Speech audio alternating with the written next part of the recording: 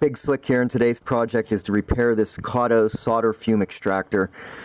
This was a very poorly designed piece of equipment, and I only bought it 3 years ago. And when I bought it, I saw how flimsy the arm attaches to the base, and it constantly came out over the last 3 years, and finally it no longer holds in at all. I should have returned this when I bought it 3 years ago. The people who gave the low star reviews were totally 100% right on this, but at this point it's obviously something now that I have to fix. So the way I'm going to fix this is, the problem, to explain what the actual problem is, the diameter of the arm that you can position is exactly the same as where it has to go into the base and to the little funnel at the top.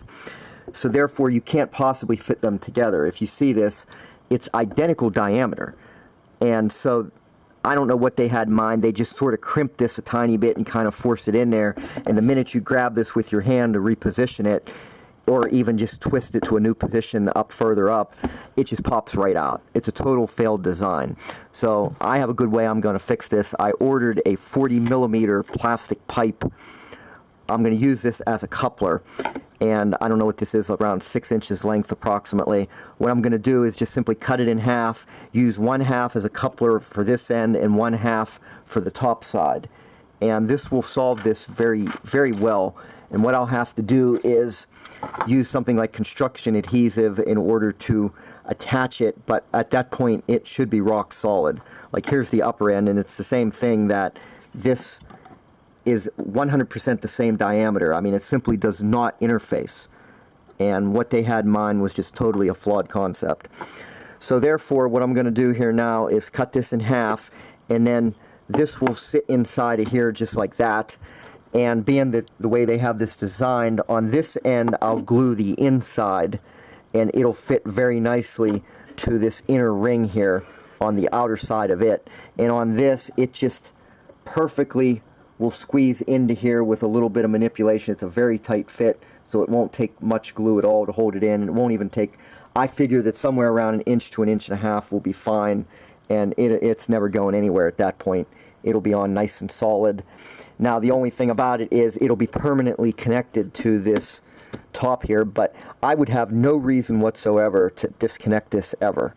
I mean, you can still flip this up to get in here to change the filters. So right now I'm going to cut this plastic pipe in half, and like I say, this is very durable. I mean, you can't even squeeze it. This is good quality. It's overpriced for what it is. I think I paid like $9 on Amazon for just this little piece, but you know, $9 at this point, it'll salvage this project.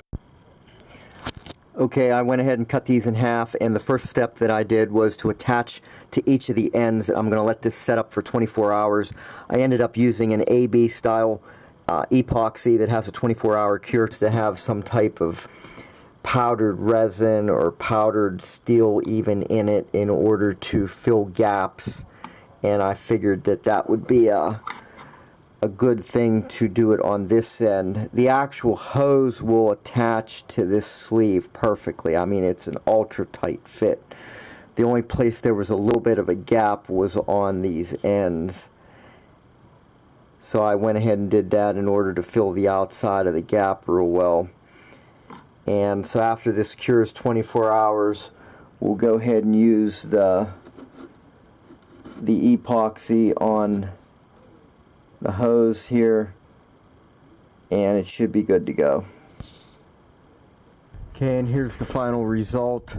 As you can see here, it is very sturdy now. You can pick it up, you can shake it. It maneuvers perfectly fine, no problems at all. You can put it any direction that you want, and it'll hold great. I mean, this is how this probably should have been designed originally, so I'm very happy with the outcome.